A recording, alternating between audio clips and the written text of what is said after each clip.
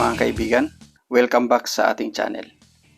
Comparison video tayo ngayon sa dalawang kilalang brand or sikat na model ng kotse o sedan. Itong Honda Civic at itong Toyota Corolla Altis. Tignan natin kung alin at sino sa kanilang dalawa ang mas sulit or best value sa pera natin. Bali itong dalawang model na to ang lowest variant or pinakamababang variant ng dalawang model na to. Hopefully magustuhan itong comparison video natin at maraming salamat sa inyong lahat sa panonood. Paki-like na lang itong video natin at please subscribe sa ating channel, Emil Time. Okay, umpisahan na natin ang comparison. Umpisahan natin dito sa Toyota Corolla Altis. Ito yung base variant ng Toyota Corolla Altis. Ang headlight nito is halogen projector type with LED na daytime running light. Wala siyang fog lamp at maganda rin ang design ng front fascia niya. Ang front fascia nito is almost the same dun sa top variant, yung Corolla Altis na hybrid at saka Corolla Altis na GRS. Ang gulong nito ay 16-inch na alloy wheels wrap in 205/55 R16 na Brixton Ecopia. Ang suspension nito sa harap is McPherson strut with stabilizer. Rear is double wishbone with stabilizer. Ang brake system nito is equipped ng anti-lock brake system at disc brake sa harap and disc brake sa likod. Maganda rin yung design ng side skirt niya. Kahit base variant siya is almost the same siya dun sa top variant sa design sa outer look. Para sa akin, hindi sa kanya bagay ang design ng mugs niya. Yan po yung suspension niya sa likod. Kita mo yung refinement at durability ng gawang Toyota. Ang rear combination lamp nito or light nito is full LED na. At ang design niya sa likod ay almost the same din sa design ng top variant niya na hybrid at GRS. Wala lang yung badging niya. Single exhaust pipe at ang antena nito ay rear glass printed. Wala siyang back camera at back sensor. Meron siya nung design na chrome sa rear part niya. Yung logo ng Toyota, yung badging ng Corolla Altis at yung badging ng G variant. Ang door opener nito is keyless entry pero hindi lang smart entry.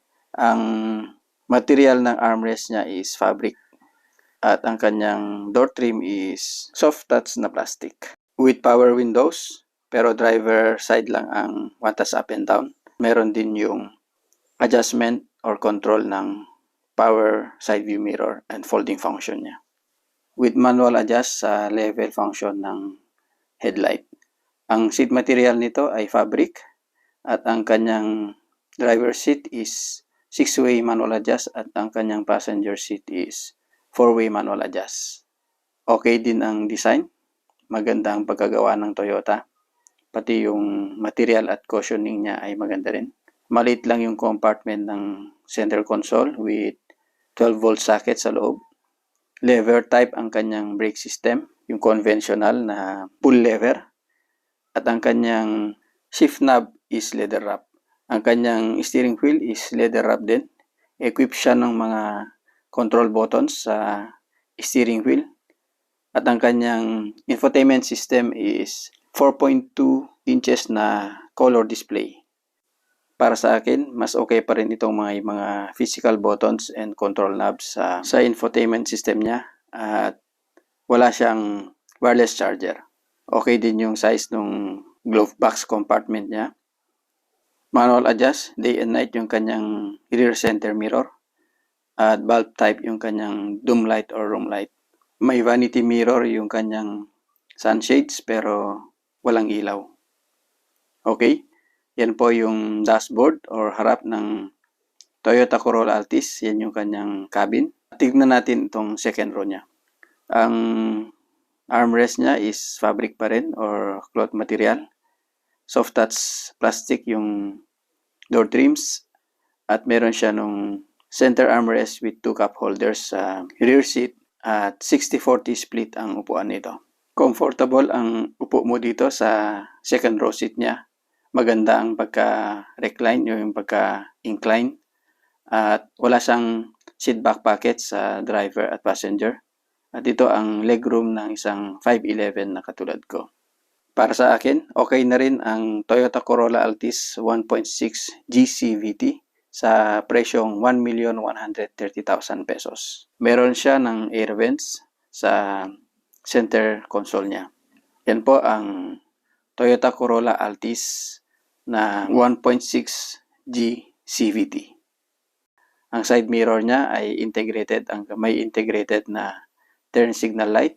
At ang kulay nito is the silver metallic. Maganda rin yung pagka-design ng Toyota dito sa Toyota Corolla Altis. Bumagay yung silver metallic color doon sa black designs niya. Ang makina nito ay dual VVTi inline 4-cylinder, double overhead cam, 16 valve, 1,598cc, 121 horsepower at 6,000 RPM at 153 Newton meters at 5,200 revolutions per minute with continuous variable transmission system. Ang price niya is 1,130,000 pesos. The Toyota Corolla Altis 1.6 GCVT in silver metallic color. Okay, tignan naman natin itong contender ng Honda brand. Itong Honda Civic 1.5V Turbo CVT with Honda Sensing System. Ang front fascia nito ay almost the same din sa top of the line niya na Honda Civic RS. Ang headlight niya is projector type na LED at meron siyang side repeater or turn signal sa kanyang side view mirror at meron siyang projector type na fog light. Ang kanyang bumper or design sa grille is black na matte black color. Ang kulay nitong Honda Civic na to is morning mist blue. Parang silver metallic din ang labas niya. Bali ang gulong nito is 17-inch alloy wheels wrapped with Yokohama 215/50 R17. Disc brake ang harap nito at disc brake din sa likod. Para sa akin, mas maganda ang design ng mags nito compared dun sa Toyota Corolla Altis na kino-compare natin. Equipped din ito ng anti-lock brake system at electronic brake force distribution. Para sa akin, mas lamang itong Honda Civic sa design ng mags or sa gulong, pati sa front fascia niya o sa harap is mas maganda siya tignan. Ang side mirror nito is body paint ang kulay with integrated turn signal or side repeaters. Ang door opener niya is equipped with smart entry system sa driver at sa front passenger. Ang kanyang door trims is fabric at equipped siya ng mga control buttons. Yung sa side mirror, sa lock and unlock, at yung side windows control buttons.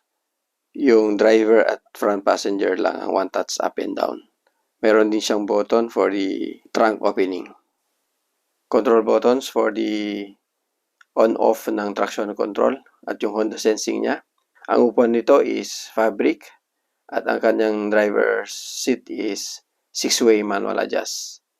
Pati yung center armrest niya is fabric din ang kanyang paddings. Pero mas refined at mas premium ang material ng upuan nitong Honda Civic compared mo dun sa Corolla Altis. Equipped din ito ng Eco Mode. Pero naka-electronic na brake at naka-auto hold na rin siya. Ang infotainment nito is 8-inch na equipped with Apple CarPlay and Android Auto at 8 speakers. Ang lights nito is LED lahat. Meron siyang mirror and light sa sunshade cover ng driver at passenger. Ang steering wheel niya is leather wrap with control buttons. Control buttons for the infotainment, yung sa sounds niya, at dun sa panel at control buttons for the Honda Sensing niya at naka-adaptive cruise control na rin ito. Meron din siyang adjustment for the levels ng kanyang headlight at ang kanyang design ng kanyang aircon vents is honeycomb. Pero para sa akin, ang disadvantage nito is mahirap siyang linisin kapag malikabok. Ang kanyang mga controls is may mga physical buttons pa rin at rotary knob yung controls ng aircon at other functions niya. Okay, yan ang front cabin ng Honda Civic. Para sa akin, mas premium at mas refine ang kanyang mga materials at ang kanyang pagkagawa compared mo dun sa Toyota Corolla Altis. Naka-push start system na rin ito at may function siya na remote start system.